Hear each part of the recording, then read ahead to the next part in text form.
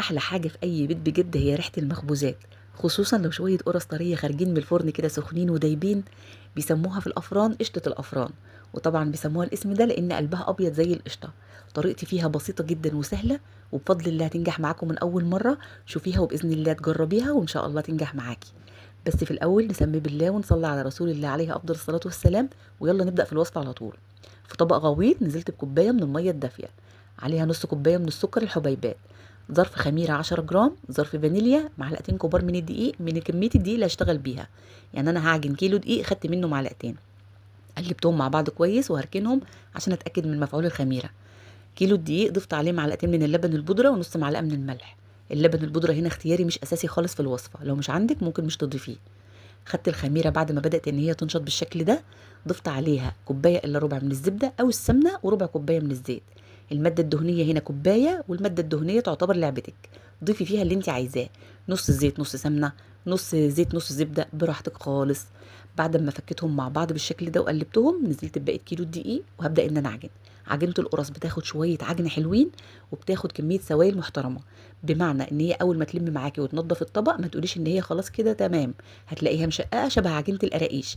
اديها كمان معلقتين 3 من الميه لحد ما تنعم معاكي. والمهم ان انت تستخدمي دقيق عرقه قوي زي دقيق جميع المخبوزات، جميع الاستخدامات اسفه، او دقيق مخصص للمخبوزات والمعجنات. انا بستخدم دقيق جميع الاستعمالات، وده العجن الصحيح للقرص. وزي ما قلت لحضرتك لازم تضيفي شويه شويه من الميه لحد ما تنعم معاكي وتبدا العجينه تبقى مطاطيه. اخدت معايا قد ايه ميه؟ ضفنا في الاول كوبايه مع بعض، ونزلت بالتدريج بكوبايه ونص كمان. يعني كيلو دقيق اخد مني اجماليا كوبايتين ونص من الميه. ممكن طبعا تعمليهم لبن حليب، او ممكن نصهم لبن حليب ونصهم ميه. هسيبها بقى على جنب ترتاح وهغطيها، وانت كمان ترتاحي من العجن. هتلاقي العجينه لما بتدوسي عليها بصبعك ما بترجعش تاني، وكده العجينه ارتاحت. مقدار العجينه نريحها قد ايه؟ يعني ربع ساعه تلت ساعه، مجرد ما تشغلي الفرن بتاعك وتجهزي الصواني اللي هتخبزي فيها. مش بسيبها ان هي تخمر وتضاعف حجمها، لا انا بسيبها ترتاح من العجن وانت كمان تاخدي نفسك. خدت بقى قطعه قطعه. حجم القطعه لو هتوزنيها انا بعملها 30 جرام. طالعه حلوه ومقاسها حلو وبالظبط زي اللي بتجيبيها من الفرن. باخد كوره كوره وبكورها بالشكل ده وبعملها زي البقجه من تحت وبلمها. بتلاقي سطحها اللهم بارك ناعم جدا بالشكل ده.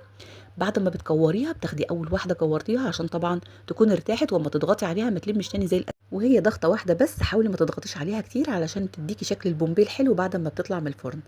برضو اول كوره باخدها وبضغط عليها ضغطه واحده بس كده ببطن ايدي، وبحاول ان انا اسويها من الاطراف وبحطها في الصواني او في الصاجات.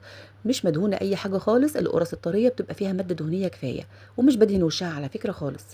زي ما انتم شايفين التشكيل سهل جدا. طب بالنسبه للتخمير بعد التشكيل هقول لحضرتك حاجتين. لو بتشتغلي لوحدك زي حالي، هتاخدي بعد ما تخلصي كيلو الدقيق، طبعا هياخد منك وقت، هتاخدي اول صاج عملتيه هيكون اختمر وارتاح كويس جدا وتدخليه على طول. طب لو حد من حبايبك بيساعدك هتخلصوا طبعا بسرعه، مش هياخد منكم اي وقت. فهتستنوا شويه بعد ما تخلصوا ربع ساعه وبرده تاخدي اول صينيه انت عملتيها. ما تزايديش قوي في مده التخمير بعد التشكيل علشان ما تقلبش معاكي العيش فينو. بندخل القرص على شبكه درجه حراره 200. المخبوزات عامه بتحب الفرن العالي. انا مش بدهن وشها ولا حليب ولا اي حاجه خالص، بسيبها كده هي بتاخد لون حلو اللهم بارك لوحدها، من غير ما ادهن وشها اي حاجه. بس اهم حاجه كل شويه ببص عليها وبلف الصاج لحد ما تاخد كلها نفس اللون. بسم الله ما شاء الله، ريحتها تحفه وشكلها خطير زي ما انتم شايفين.